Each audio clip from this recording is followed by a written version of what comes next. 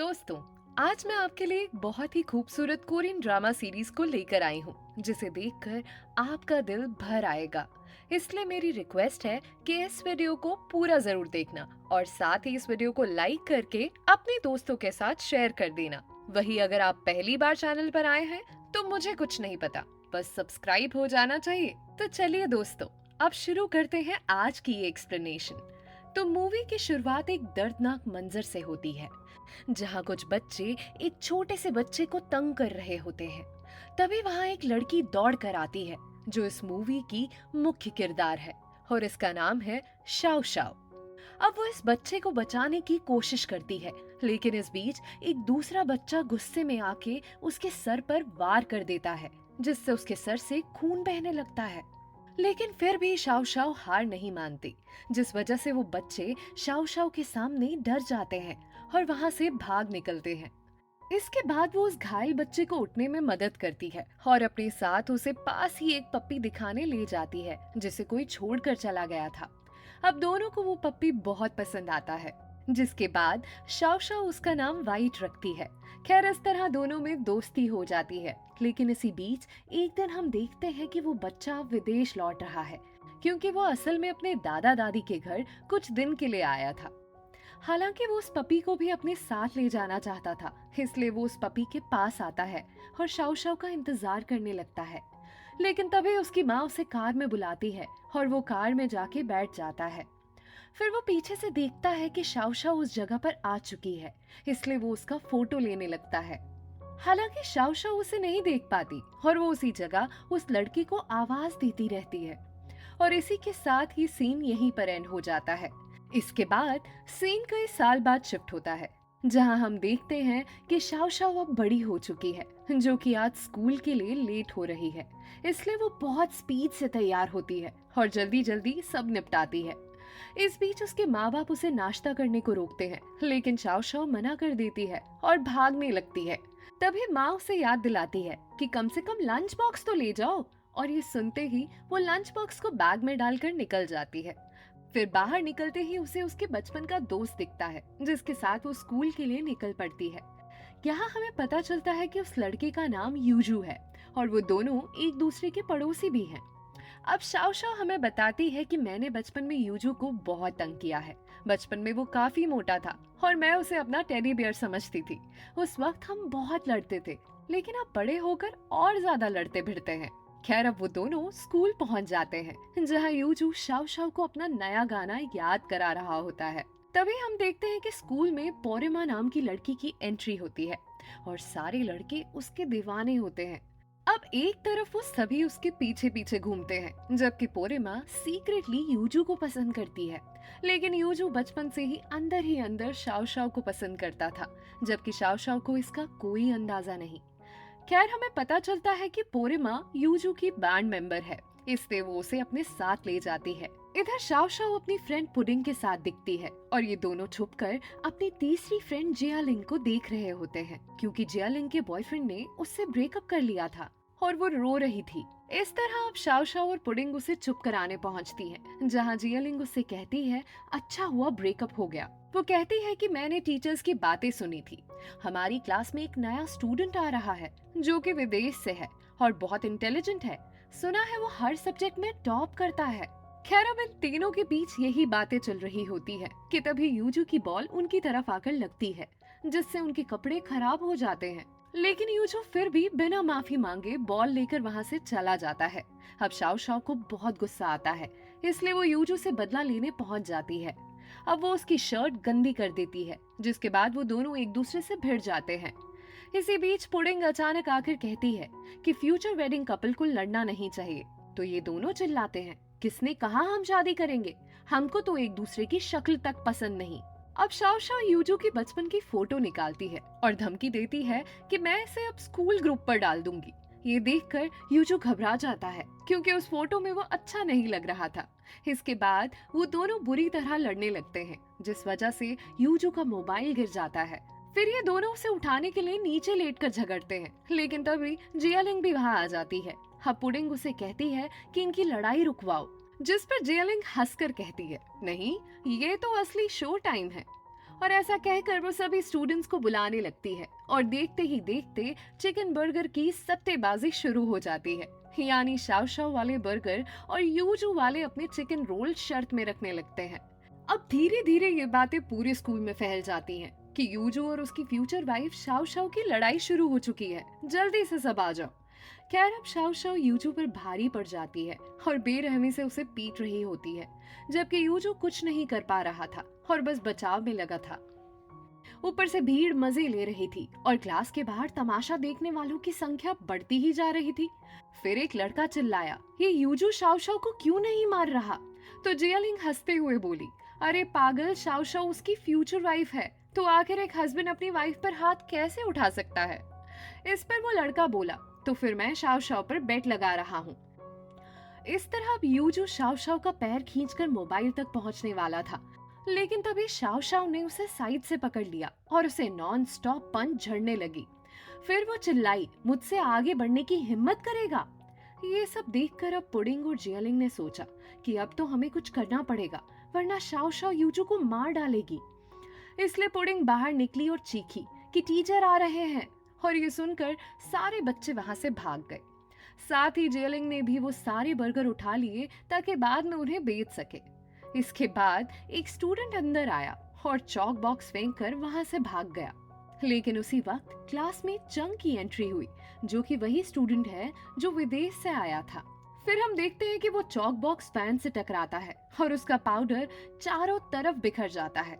लेकिन Shao Shao की नजर चंग पर अटक जाती है, जिस वजह से वो बॉक्स उस पर गिरने वाला था। इसलिए अब यूजू ने शाओ शाओ को बचाने के लिए कंधा अपना आगे कर दिया, पर तभी चंग ने जोरदार किक मारी और वो बॉक्स विंडो तोड़कर बाहर चला गया और वॉचमैन को लग गया, जिससे वो बेहोश हो गया और बाकी बच्चे उसके साथ सेल्फी लेने लगे। ये देखकर अब शाओ शाओ और इम्प्रेस हो गई कि वाह, कितना स्ट्रॉन्ग लड़का है, साथ ही हैंडसम, टॉल, कूल है, यानी मेरे लिए एकदम परफेक्ट। तो इस तरह यहाँ से इन तीनों का लव ट्रायंगल शुरू हो जाता है। खैर अब सीन बदलता है और हम देखते हैं कि इन तीनों को क्लास के बाहर खड़े होने की सजा मिलती है। अब चंग ने तो कुछ नहीं किया था, लेकिन फिर भी उसे खड़ा होना पड़ा, जबकि शाओ शाओ बार बार चंग को देखती है और फिर उसे बचाने के लिए प्यार से थैंक्स कहने लगती है। यहाँ हम नोटिस करते हैं कि यूजू को ये बिल्कुल पसंद नहीं आता और वो चंग से कहता है, अगर तुम विंडो नहीं तोड़ते तो हमें पनिशमेंट नहीं मिलती। लेकिन तभी शाओ शाओ यूजू को चुप करवाती है। असल में चंग और शाओ शाओ वही बच्चे हैं जो बचपन में मिले थे, लेकिन अभी तक इन दोनों को इसका अंदाजा नहीं होता। फिर हम देखते हैं कि रात को यूजू शाओ शाओ के घर डिनर करने आता है। असल में उसके माता पिता नहीं हैं, इसलिए शाओ शाओ की माँ उसे अक्सर अपने घर खाने पर बुलाती है। अब बातों ही बातों में शाओ शाओ के पिता अचानक पूछते हैं, क्या तुम दोनों सच में बड़े होकर शादी करोगे? तो शाओ शाओ चिढ़ जाती है कि मैं यूजू को पार्टनर नहीं मानती और प्लीज मुझे चिढ़ाना बंद करो, इसे तो खाना खाना भी नहीं आता। लेकिन दूसरी तरफ यूजू ये सुनकर मन ही मन खुश हो रहा था। इसके बाद सीन न्यूयॉर्क में शिफ्ट होता है, जहाँ चंग की माँ रहती है।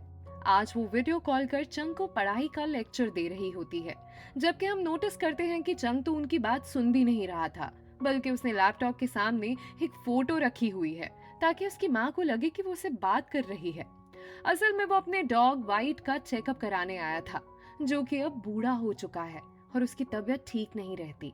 फिर घर आते वक्त हम चंग के दादाजी को देखते हैं, जो उससे कहते हैं, अगर तुम्हारी माँ को पता चला कि तुम स्कूल छोड़कर यहाँ लगे हुए हो तो दिक्कत हो जाएगी। जिस पर चंग हंसता है कि कोई बात नहीं ग्रैंडपा, मैं सब संभाल लूंगा, माँ को कुछ नहीं पता चलेगा।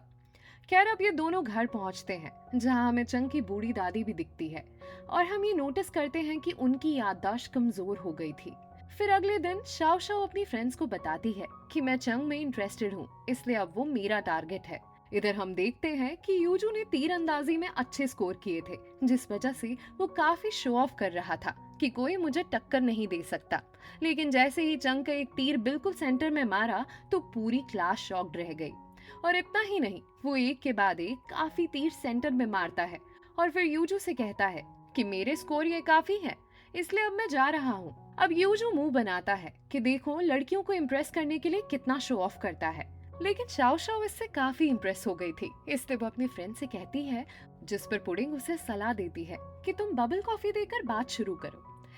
इसलिए अब शाओ शाओ बबल कॉफी लेकर तैयार होती है। लेकिन जब वो देखती है कि बाकी लड़कियां वे यही कर रही है और चंग उनसे मना कर रहा है, ये कहकर कि मुझे मीठा पसंद नहीं, तो वो भी अब निराश होकर वापस आ जाती है। फिर वो अपने फ्रेंड्स को बताती है कि मुझे चंग से दोस्ती का दूसरा रास्ता ढूंढना होगा। इसके बाद इसी रात को डिनर में शाओ शाओ नोटिस करती है कि उसके पिता माँ की दी गई हर चीज खा रहे हैं। इसलिए जब वो भी एक चीज उनके बाउल में डाल देती है तो उसके पिता मना कर देते हैं कि ये मुझे पसंद नहीं। ये देखकर शाओ शाओ हैरान होती है कि फिर माँ को आपकी पसंद कैसे पता। तो उसका बड़ा भाई कहता है, जब दो लोग साथ रहते हैं, सब शेयर करते हैं, तो एक दूसरे का सब पता चल जाता है और यही असली प्यार है। अब शाओ शाओ ये सब ध्यान से सुनती है। अगले दिन अपने फ्रेंड्स को बताती है कि मुझे सोल्यूशन मिल गया है, मैं अब चंग के करीब रहूंगी और उसकी अगली वाली डेस्क पर बैठूंगी। लेकिन तभी पोरिमा वहाँ आती है, जो यूजू को सिंगिंग प्रैक्टिस के लिए बुला ले जाती है। इस बीच पोरिमा के पीछे लड़कों की लाइन लगी रहती है, जिसे देखकर यूजू उन्हें डांट कर भगाता है और उसकी ये हरकत पोरिमा को पसंद आती है। खैर अब शाओ शाओ डेस्क बदलने की कोशिश करती है और चंग से ठीक आगे वाली सीट पर बैठे लड़के को वहाँ से हटने को कहती है। लेकिन वहाँ बैठा स्टूडेंट उसकी बात नहीं मानता, जिसके बाद वो कहती है कि ये पोरिमा का इस्तेमाल की हुई चॉपस्टिक है, क्या तुम्हें नहीं चाहिए? तो ये सुनकर वो स्टूडेंट फौरन वो सीट बदल देता है और इस तरह शाओ शाओ चंग के आगे वाले सीट पर बैठ जाती है। फिर वो चंग के आते ही उससे कहती है कि मेरा नाम शाओ शाओ है, कुछ जरूरत हो तो बोलना। तो चंग कहता है ठीक है, लेकिन पहले अपना चेहरा आगे कर लो। इसी बीच शाओ शाओ छुपकर चंग के साथ फोटो क्लिक करने लगती है, जिसे चंग नोटिस कर लेता है और अपना सर नीचे कर लेता है। फिर टीचर चंग से सवाल पूछते हैं, ये सोचकर कि उसका ध्यान पढ़ाई में नहीं है क्योंकि उसका सर नीचे जो था। लेकिन चंग लेटे लेटे सही जवाब दे देता है, जिसे देखकर सब शॉक्ड रह जाते हैं। लेकिन एक तरफ जहाँ शाओ शाओ इम्प्रेस होती है, वहीं यूजू जलन से तड़प रहा होता है। अब अगले दिन शाओ शाओ चंग को लंच के लिए बुलाती है, लेकिन वो उसे मना कर देता है, ये कहकर कि ये मेरा सैंडविच है। फिर ये सुनते ही शाओ शाओ वो सैंडविच छीनकर खा लेती है कि रोज यही खाते हो, आज कुछ नया ट्राई करो। लेकिन असल में उसका टेस्ट इतना बुरा होता है कि वो मुंह से निकाल देती है कि ये क्या था। तभी चंग कहता है कि मैं सिर्फ हेल्दी फूड खाता हूँ, जो तुम्हें डाइजेस्ट नहीं होगा। इस बीच जो दोस्त ये सब देख रहे होते हैं, वो बोले कि क्या शाओ शाओ ने चंग को इनडायरेक्ट किस कर दिया? तो यूजू चिल्लाया, नहीं, ऐसा कुछ नहीं है, आखिर हम भी तो रोज साथ में लंच करते हैं, तो क्या हम रोज किस करते हैं? उसका ये शब्द सुनते ही दोनों जल्दी से अपना लंच बॉक्स उठा लेती हैं और पुडिंग तो अपने लिप्स तक साफ करने लगती है। फिर अगले सीन में शाओ शाओ को पता चलता है कि चंग रोज शाम को डॉग घुमाने जाता है, इसलिए वो छुपकर उसे फॉलो करती है। यहाँ हम देख पाते हैं कि चंग एक बेंच पर बैठा हुआ शाओ शाओ की बचपन की फोटो देख रहा था और उसे मिस कर रहा होता है। फिर तभी अचानक शाओ शाओ आकर पूछती है कि तुम ये क्या देख रहे हो? तो चंग शॉक्ड होकर कहता है कि तुम यहाँ क्या कर रही हो? जिस पर वो कहती है, मैं तो यहाँ रोज अकेले वॉक करने आती हूँ। और इसी बीच वो उस डॉग को देखकर उससे बात करने लगती है। अब चंग ये देखकर हैरान हो जाता है कि वाइट पहली बार किसी अजनबी के साथ फ्रेंडली हुआ है। तभी शाओ शाओ कहती है, अच्छा इसका नाम वाइट है, मुझे लगता है मैंने भी बचपन में किसी डॉग का नाम वाइट रखा था। फिर हम देखते हैं कि अचानक उस डॉग को कोई शोर सुनाई देता है, जिसे सुनकर वो भागने लगता है। ये देखकर अब ये दोनों भी उसके पीछे दौड़ते हैं और इसी बीच जब वो डॉग कार से टकराने वाला था, तभी शाओ शाओ आकर उसे बचा लेती है। लेकिन इस चक्कर में उसके पैर में चोट लग जाती है। ये देखकर अब जंग फौरन एम्बुलेंस को कॉल करता है और तभी जिसे देखकर वो शॉक्ड रहता है और सोचता है कि क्या ये वही लड़की है जिसने मुझे बचपन में पुलिस से बचाया था। अब शाओ शाओ उसे कहती है कि मैं ठीक हूँ, किसी को कॉल मत करो। इस तरह वो खुद हॉस्पिटल जाने की बात करती है और खुद से चलने भी लगती है। इस बीच चंग उसकी चाल देखता है तो वो समझता है कि ये वही लड़की है, आखिर मैं उसे पहचान क्यों नहीं पाया। तो अब वो शाओ शाओ के पास आता है और उसे अपनी पीठ पर उठाकर ले जाता है।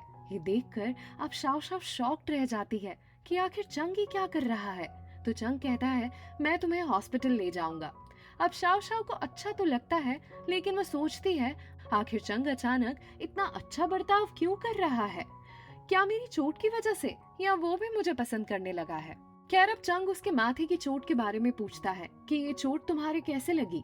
तो शाओ शाओ बताती है, जब मैं छोटी थी तो बचपन में बहुत लड़ाइयाँ हुआ करती थी, तो ऐसे ही एक लड़ाई में ये चोट लगी, लेकिन मुझे ठीक से याद नहीं कब।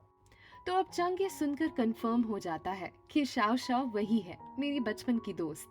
अब चंग याद करता है कि शाओ शाओ ने कहा था मुझे हमेशा हंसना चाहिए और स्ट्रॉन्ग बनना चाहिए। उसे मेरी स्माइल पसंद थी और डॉग को पास रखने की सलाह भी उसी ने दी थी। अब सीन बदलता है जहाँ चंग अपने दादाजी से बात कर रहा होता है। वो कहता है एक लड़की है जो मेरे लिए खास है, लेकिन अब वो मुझे भूल गई है। तो दादाजी हंसते हुए कहते हैं तो क्या हुआ, तुम्हारी दादी भी तो मुझे भूल जाती है, पर इससे क्या हमारा प्यार कम हो गया। ये सुनकर चंग अब खुश हो जाता है। अब यहाँ हमें पता चलता है कि चंग की दादी को भूलने की बीमारी थी, जिसमें वो अक्सर लोगों को या कुछ चीजों को भूल जाया करती थी। इसलिए आज उन्हें ये याद होता है कि उनकी शादी होने वाली है। इसलिए वो चंग से दादा को तैयार होने को कहती हैं और इस तरह वो दोनों तैयार होकर चंग के पास आते हैं। अब यहाँ पर दादाजी ने पहले से ही चंग को तैयार कर रखा था, जो उनकी शादी करवाने वाला था। तो उसे देखकर दादी कहती है कि देखो ये लड़का कितना हैंडसम है। तो दादाजी मुस्कुराते हुए कहते हैं हाँ, लेकिन मुझसे ज्यादा नहीं, इसलिए तुम सिर्फ मुझे देखो, उसे नहीं। जिस पर दादी कहती है तुम तो मेरे हीरो हो। और इस तरह दोनों शादी कर लेते हैं और डांस करने लगते हैं, जबकि चंग उन्हें देखकर मुस्कुराता रहता है। फिर सीन शिफ्ट होता है और हम यूजू को देखते हैं जो म्यूजिक फेस्टिवल की तैयारी कर रहा होता है। असल में वो गाने के लिरिक्स बदलना चाहता था, लेकिन पोरिमा उसके लिए मना कर देती है क्योंकि जानती है कि यूजू शाओ शाओ के लिए गाने की लाइन बदल रहा है। फिर एक एक करके सभी जाने लगते हैं और पोरिमा उससे कहती है कि मुझे तुमसे अकेले में बात करनी है, इसलिए थोड़ी देर यहीं रुक जाओ। उधर चंग शाओ शाओ से आगे चल रहा होता है, जबकि शाओ शाओ पीछे पुडिंग के साथ होती है। अब चंग सोचता है कि शाओ शाओ को कैसे याद दिलाऊं कि मैं उसका बचपन का दोस्त हूँ। तो तभी उसे बुली स्टूडेंट्स दिखते हैं और फौरन उसे एक आइडिया आता है। वो पहले सामने खड़े लड़के को भड़काता है कि सुधर जाओ, नहीं तो फेल हो जाओगे, क्यों अपने माता पिता का नाम खराब करने पर तुले हो। तो वो लड़के गुस्से में बोलते हैं कि तू कौन होता है हमें सिखाने वाला। जिस पर चंग कहता है कि यहाँ नहीं, अगर मुझसे लड़ना है तो मेरे पीछे पीछे आओ।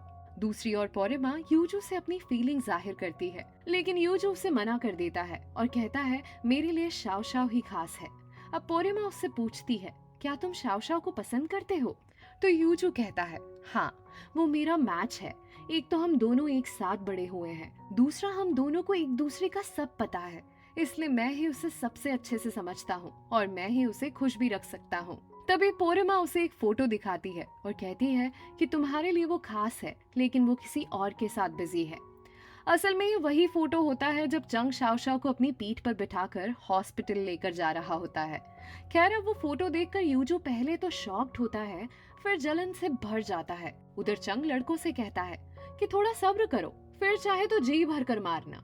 इस तरह वो शाओ शाओ के आने का इंतजार करता है और उसके आते ही लड़कों से पिटने लगता है। अब यहाँ उसे उम्मीद थी कि शाओ शाओ को सब याद आ जाएगा और वो वैसे ही उसकी मदद करेगी जैसे बचपन में की थी, लेकिन इस बार तो उल्टा ही होता है।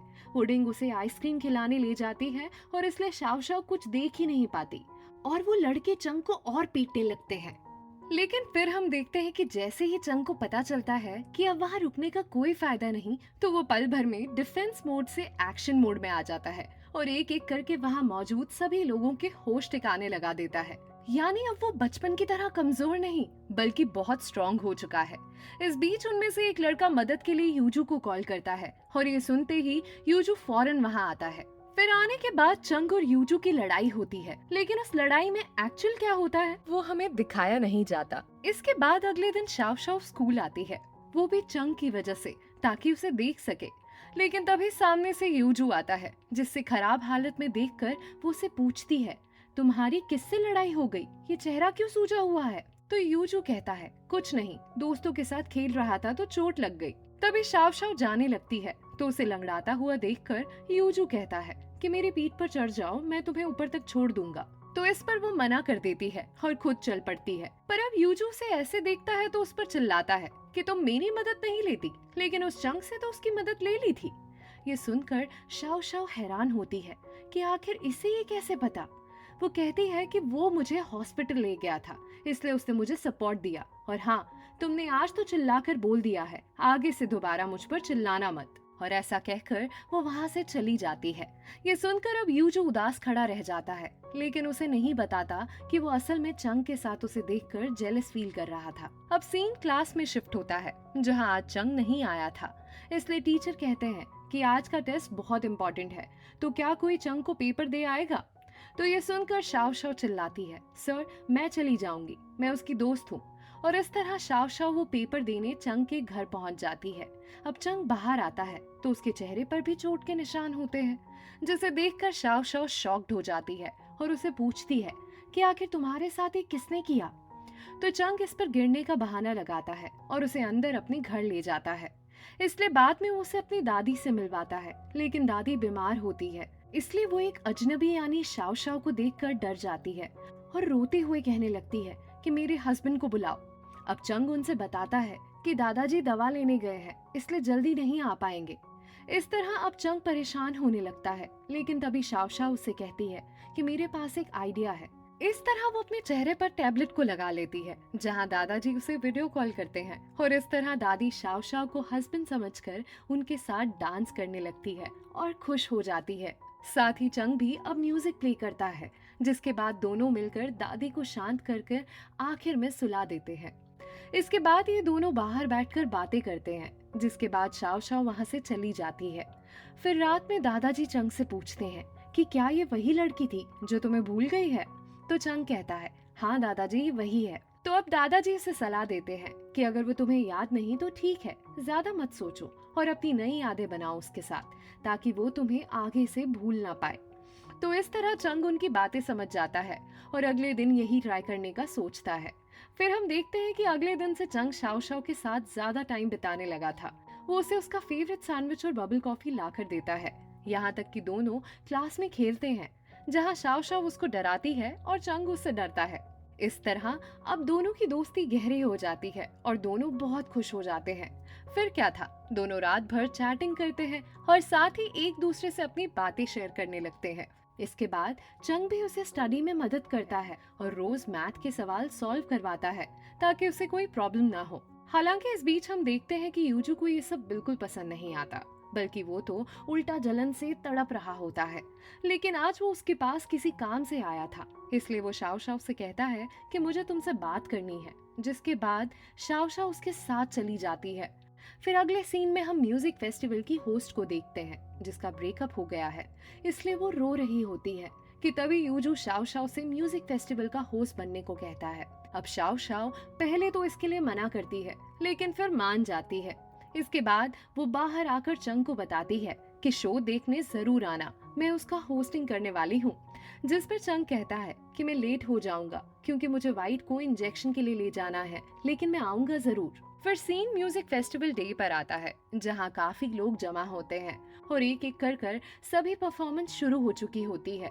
लेकिन इसी बीच हम देखते हैं कि पोरिमा उदास होती है, क्योंकि वो अपनी फीलिंग्स को किसी से शेयर नहीं कर पाती और इसलिए आज क्लियर करने का सोचती है। इसके लिए वो अपनी शर्ट का दूसरा बटन तोड़ती है और सीधे यूजू के पास जाने लगती है। अब जिनको नहीं पता उनको मैं बता दूं कि ये जापान, चीन और ताइवान का ट्रेडिशन है, जहां प्यार का इजहार करने के लिए एक व्यक्ति दूसरे व्यक्ति को अपना दूसरा बटन ला कर देता है। तो इस तरह आज पोरिमा यूजू को अपना बटन देना चाहती थी, लेकिन जैसे ही वो यूजू के पास पहुंचती है तो वो कहता है कि मेरे लिए शाव शाव बहुत ही खास है, लेकिन अगर वो मुझसे प्यार नहीं करती तो मैं भी सिर्फ उसी से प्यार करूंगा, क्योंकि वो मेरा बचपन का प्यार है।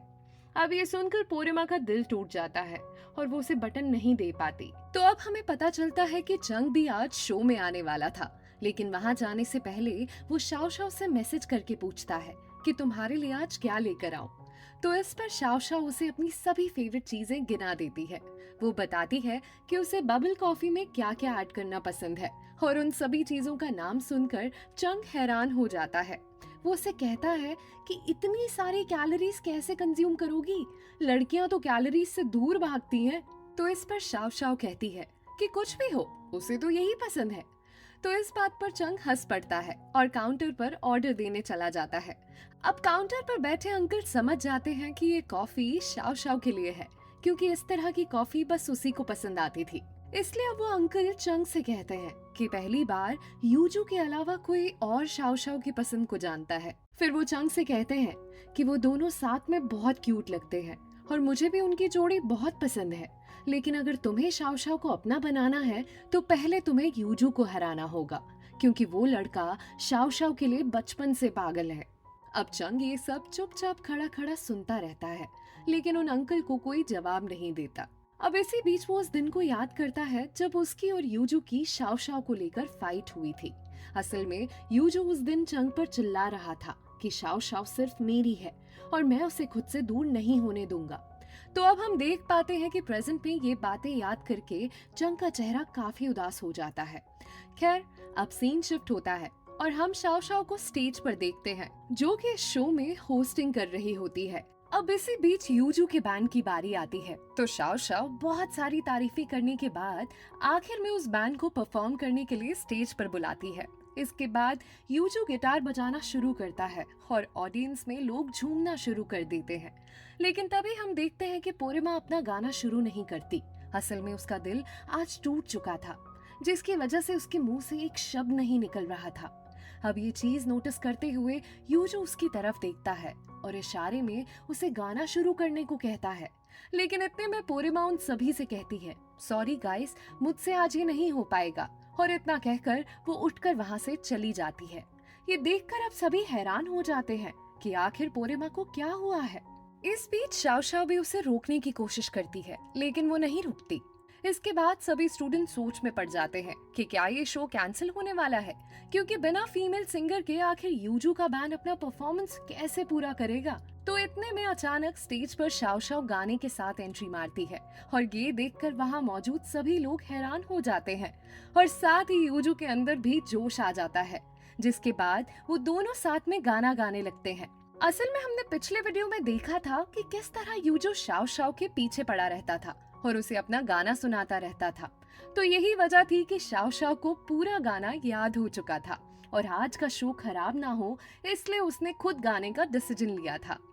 यहाँ पर इन दोनों की परफॉर्मेंस शानदार होती है और सभी को वो गाना भी बहुत पसंद आता है। लेकिन इतने में चंग भी वहाँ आ जाता है और उन दोनों को साथ में गाता देख अचानक से उदास हो जाता है। अब उसे मन ही मन में फील होने लगता है कि ये दोनों एक दूसरे के लिए ही बने हैं, शायद मैं इनकी लव स्टोरी के बीच में आ रहा हूँ। और यही सोचते हुए वो चुपचाप वहाँ से वापस चला जाता है।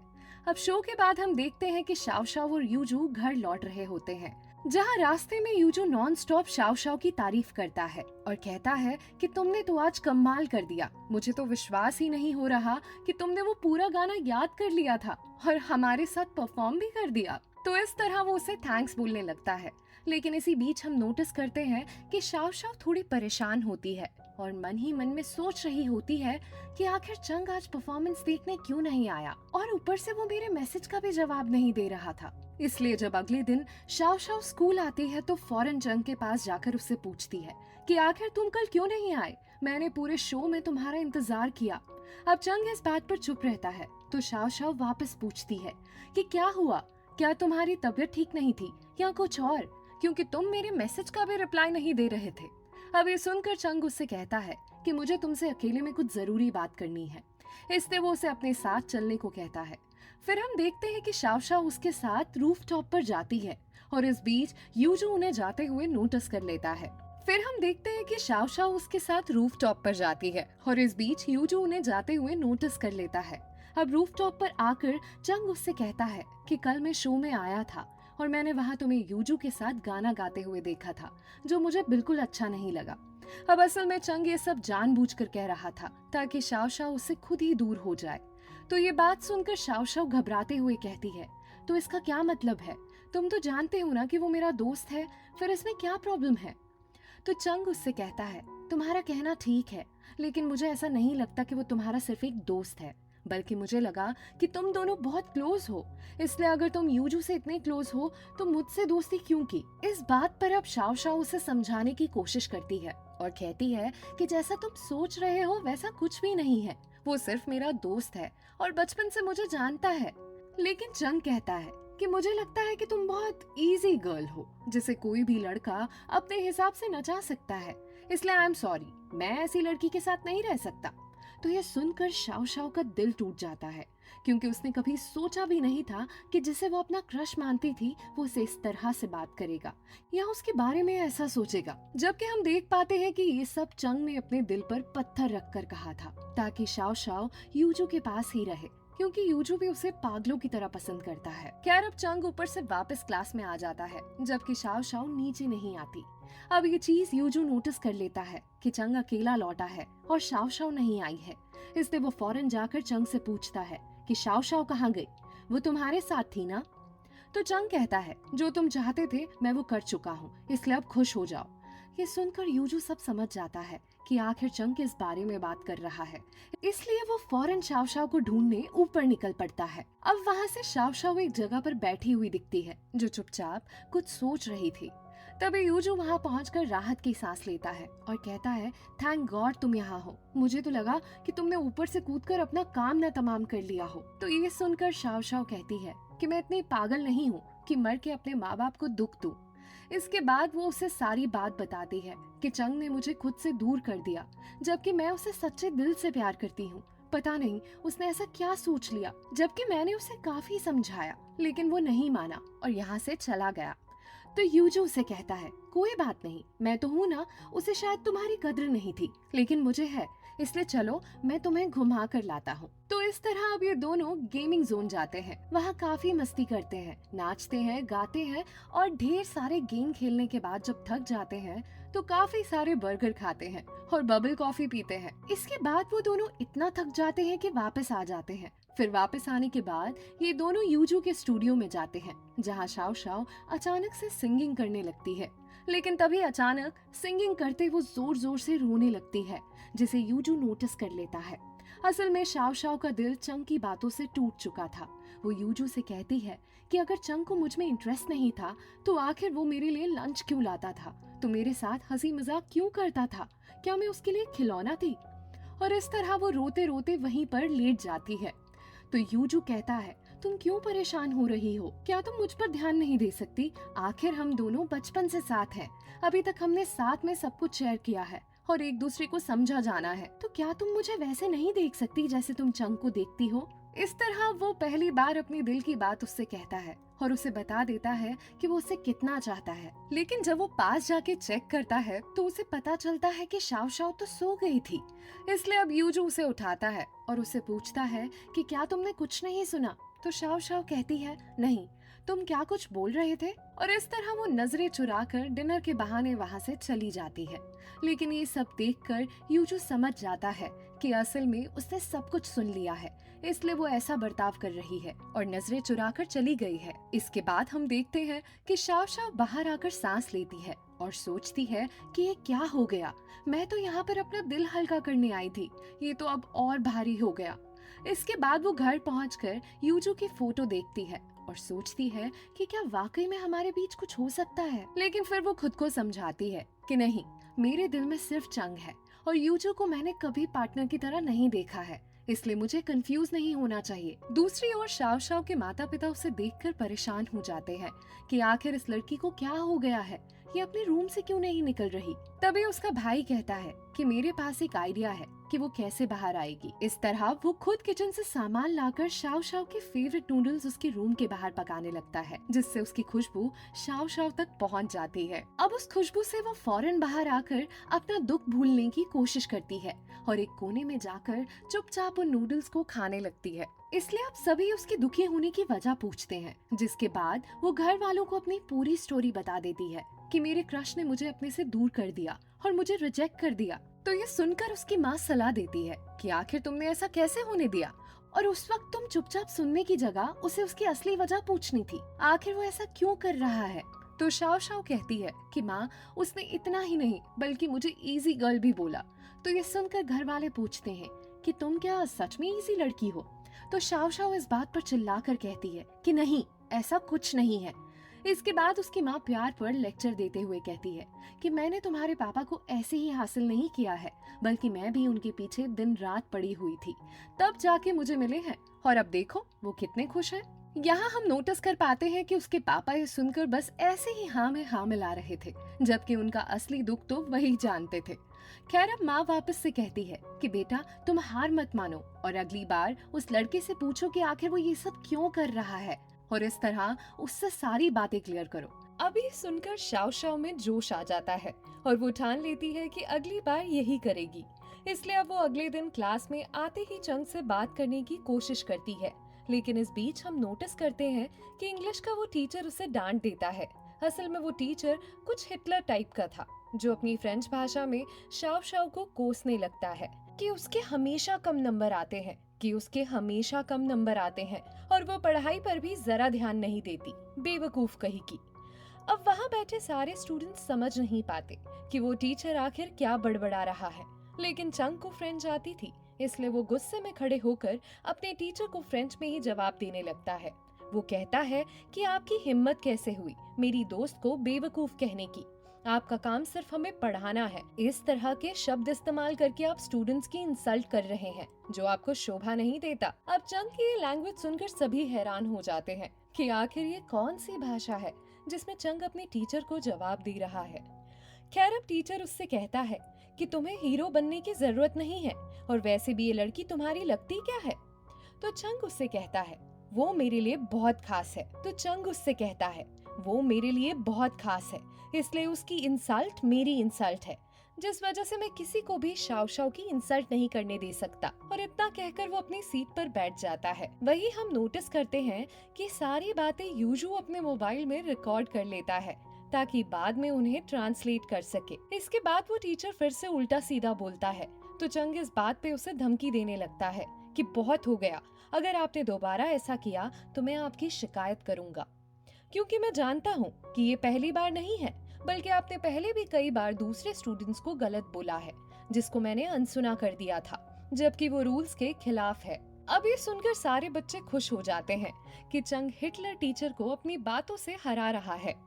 अब वैसे उसकी भाषा किसी को समझ नहीं आती, लेकिन सभी ये जानकर खुश हैं कि चंग असल में शाव शाव की साइड लेते हुए टीचर से बहस कर रहा था। वही ये चीजें शाव शाव भी नोटिस कर चुकी थी, जिस वजह से वो भी हैरान थी कि आखिर चंग उससे दूर होने को बोलकर आज उसका स्टैंड क्यों ले रहा है। खैर, अब सीन बदलता है, जहाँ टीचर स्टाफ रूम में जाकर गुस्से से चिल्ला रहा होता है कि मैं उस चंग के बच्चे को नहीं छोड़ूंगा, आखिर उसकी हिम्मत कैसे हुई पूरी क्लास के सामने मुझसे ऐसे बात करने की। तो ये सुनकर सिक्योरिटी गार्ड उससे पूछता है कि क्या हुआ।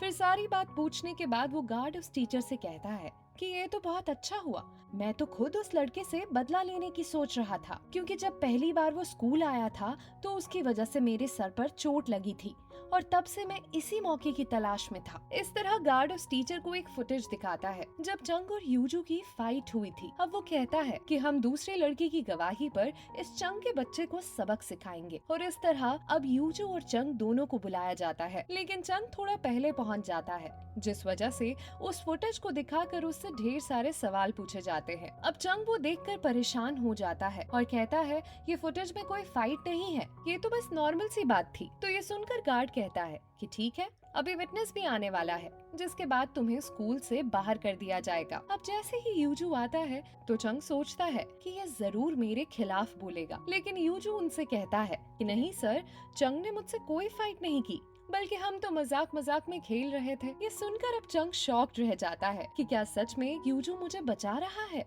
और अगर वो ऐसा कर रहा है तो इसके पीछे क्या वजह हो सकती है। तभी वो गार्ड यूजू को धमकाता है कि अभी भी सोच लो, झूठ बोलकर तुम मेरे साथ सही नहीं कर रहे हो, बाद में बहुत भारी पड़ेगा। लेकिन यूजू उसकी बात से नहीं डरता और अपनी बात पर अड़ा रहता है। अब क्योंकि गार्ड चंग को निकालने का प्रूफ नहीं जुटा पाता, इसलिए वो उन दोनों को फास्ट साइकिलिंग की सजा देता है। अब वहाँ पर चंग यूजू से पूछता है कि आखिर तुमने मेरी मदद क्यों की? तो यूजू कहता है क्योंकि तुमने उस टीचर के सामने शाव शाव का स्टैंड लिया था। ये सुनकर चंग पूछता है क्या तुम्हें वो सब समझ आ रहा था जो मैं बोल रहा था? तो यूजू उसे फौरन वो रिकॉर्डिंग सुनाता है जो वो अब चीनी भाषा में ट्रांसलेट कर चुका था। वो कहता है कि माना मैं स्टडी में तुमसे अच्छा नहीं हूँ, लेकिन मैं बेवकूफ भी नहीं हूँ, पर मैं तुमसे हार गया हूँ क्योंकि मैंने शाव शाव से उसे अपनी फीलिंग्स कन्फेस की थी, लेकिन उसने मुझे कोई रिस्पॉन्स नहीं दिया, इसलिए अब मैं तुम्हें रोकूंगा नहीं।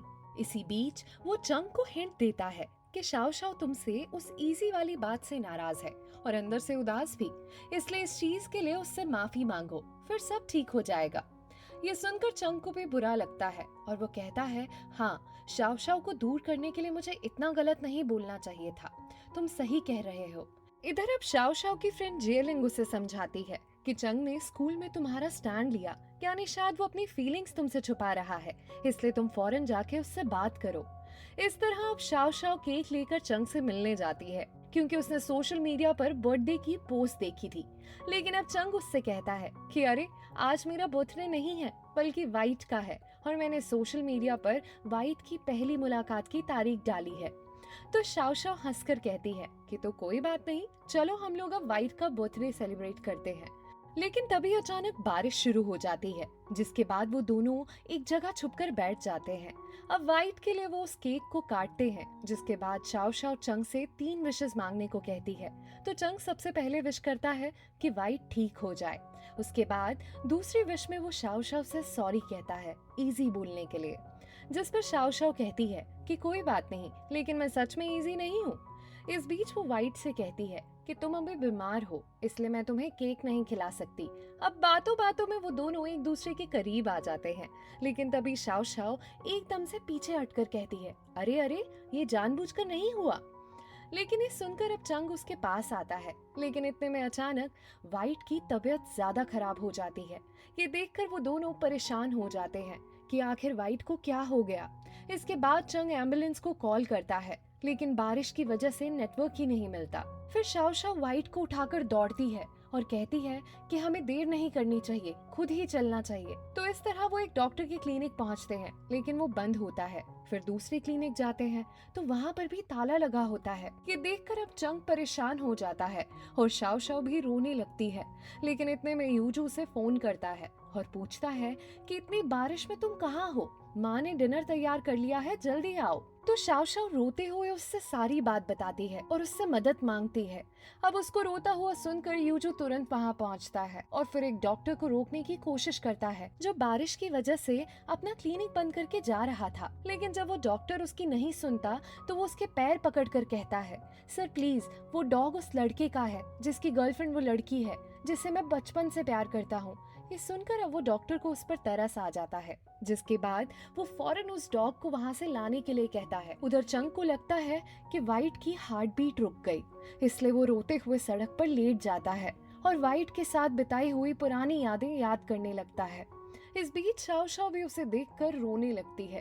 लेकिन इतने में यूजू वहाँ आता है और कहता है कि तुम दोनों फिक्र मत करो, अभी एक क्लिनिक खुला है, मैंने डॉक्टर को रोका हुआ है, फौरन चलो। इस तरह वो वाइट को अपनी गोद में लेकर डॉक्टर के पास जाने लगता है। लेकिन ये सब देखकर शाओ शाओ हैरान हो जाती है कि सब कुछ जानने के बाद भी यूजू मेरे बुलाने पर कैसे आ गया।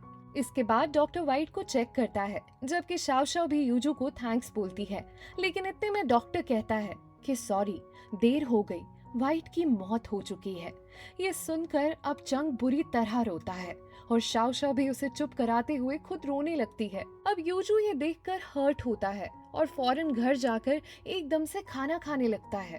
ये देखकर अब शाओ शाओ के माता पिता समझ जाते हैं कि कुछ तो हुआ है, जिससे यूजू काफी परेशान है। इसलिए वो उसे अकेला छोड़कर चुपचाप वहाँ से चले जाते हैं और फिर उनके जाते ही यूजू अकेला जोर जोर से रोने लगता है, क्योंकि शाओ शाओ को किसी और की फिक्र में देखकर वो अंदर से टूट जाता है, क्योंकि जिसे उसने अपना समझा था वो आज दूसरे की फिक्र में लगी हुई थी, जबकि वो उसके लिए भीगता हुआ वहाँ तक आ गया था।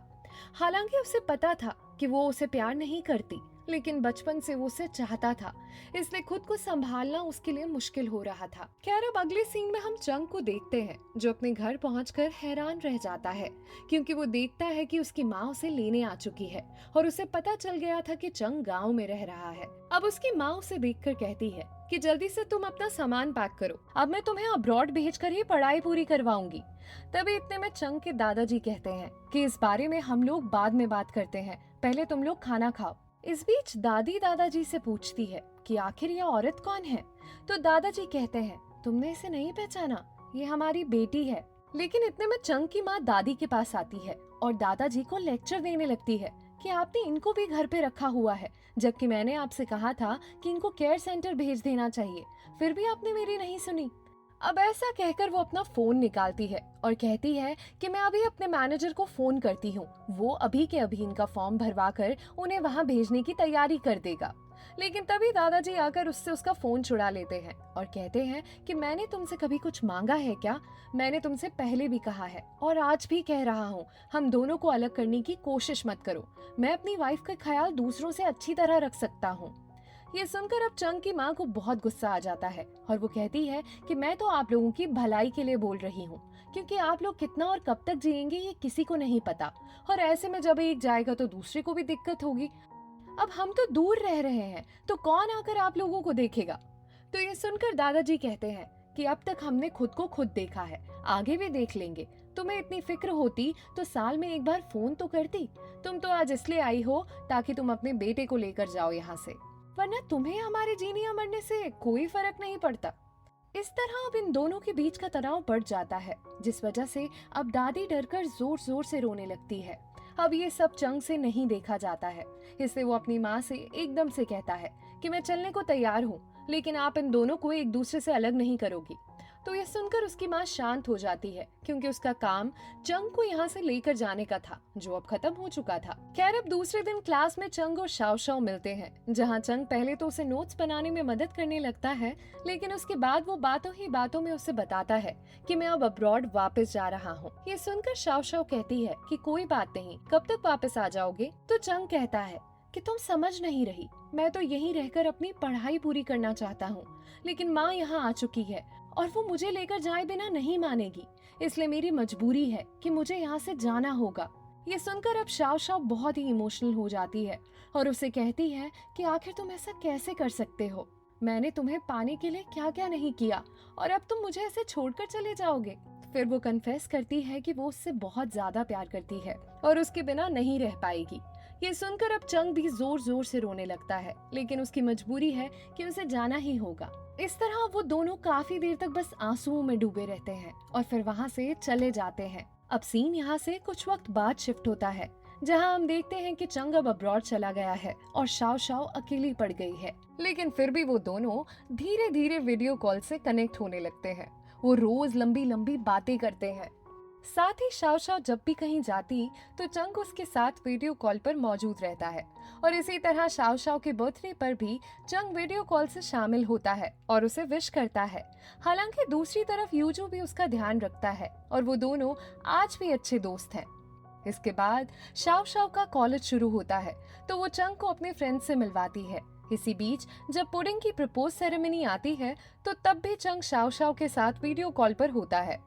फिर वक्त बीतता जाता है, जिस वजह से दोनों के बीच धीरे धीरे दूरियां आने लगती हैं। अब हम देखते हैं कि शाओ शाओ की जॉब लग जाती है और वो अपने वर्क पर फोकस करती है, क्योंकि वो चंग को परेशान नहीं करना चाहती। वहीं चंग की भी जॉब लग गई थी, लेकिन फिर भी वो अकेला महसूस करता है। ऐसा इसलिए क्योंकि शाओ शाओ के पास उसके दोस्त हैं, लेकिन चंग के पास कोई नहीं। इसलिए वो सिर्फ उसे मिस करता है और अब उसे ज्यादा डिस्टर्ब नहीं करता। फिर अगले सीन में हम देखते हैं कि जियालिंग की वेडिंग आ चुकी है, इसलिए अब वो शाओ शाओ से पूछती है कि क्या तुम हमेशा ऐसे ही रहोगी? एक तरह तुम तो चंग को भूल नहीं पा रही और दूसरी तरफ किसी और को डेट भी नहीं कर रही, आखिर ये सब कैसे चलेगा? तभी वो आगे कहती है कि सुनो, मैंने चंग को अपनी वेडिंग पर इनवाइट किया है, इसलिए अगर वो आज नहीं आया तो उसे भूल जाना और अपनी जिंदगी में आगे बढ़ जाना। तो ये सुनकर शाओ शाओ चुप रहती है और कोई जवाब नहीं देती। इसके बाद वो यूजू का एनवेलप जियालिंग को देती है और कहती है कि ये यूजू की तरफ से है। इसे देखकर जियालिंग एक्साइटेड तो होती है, लेकिन कम पैसे देखकर कहती है कि मुझे पता था यूजू कमीना कंजूस है, मुझे इतने ही पैसे देगा। इस तरह आप सभी इस सेरेमनी को एंजॉय करते हैं, लेकिन काफी देर तक चंग वेडिंग में नहीं आता, जिससे शाओ शाओ उदास होकर वहां से चली जाती है। वो सोचती है कि लगता है चंग हमेशा के लिए चला गया है और मूव ऑन कर चुका है। इस तरह वो एक जगह बैठकर उस आईडी को देखती है जो सिर्फ चंग और उसकी मेमोरीज के लिए उन्होंने बनाई थी। अब फोटो देखते देखते वो इमोशनल हो जाती है और इस बीच गलती से उससे एक फोटो लाइक हो जाती है, लेकिन ऐसा होते ही अचानक उसे दूसरी तरफ से एक नोटिफिकेशन की आवाज आती है और वो पलटकर देखती है कि चंग वापस आ चुका है। अब शाओ शाओ उसे देखकर शॉक्ड रह जाती है और हम देखते हैं कि असल में चंग वेडिंग में पहुंच चुका था, लेकिन तब तक शाओ वहां से जा चुकी थी। अब चंग को पता था कि शाओशाओ उसे कहाँ मिलेगी, इसलिए वो उसी जगह पर पहुंच जाता है। इसके बाद वो दोनों एक दूसरे का हाल पूछते हैं, जहां चंग उससे कहता है, इस मोमेंट का मैंने बहुत इंतजार किया क्योंकि मेरी थर्ड विश अधूरी थी। इस तरह वो ये कहते हुए शाओशाओ को किस कर देता है क्योंकि पिछली बार ये नहीं हो पाया था। और आखिरी में चंग की थर्ड विश भी पूरी हो जाती है। फिर शाओशाओ खुशी से रोने लगती है क्योंकि इतने इंतजार के बाद आखिरकार चंग वापस आ चुका था। साथ ही अब चंग भी उसे देखकर इमोशनल हो जाता है। फिर मूवी के आखिरी सीन में हम देखते हैं कि काफी साल बीत चुके हैं और अब शाओ और चंग उसके दादाजी के घर में रह रहे हैं और साथ में उन्होंने वाइट जैसा डॉग भी पाल लिया है। यानी जैसे बचपन में ये स्टोरी शुरू हुई थी वैसे ही अब इसकी हैप्पी एंडिंग भी हो जाती है और इसी के साथ ये मूवी भी यहाँ पर एंड हो जाती है।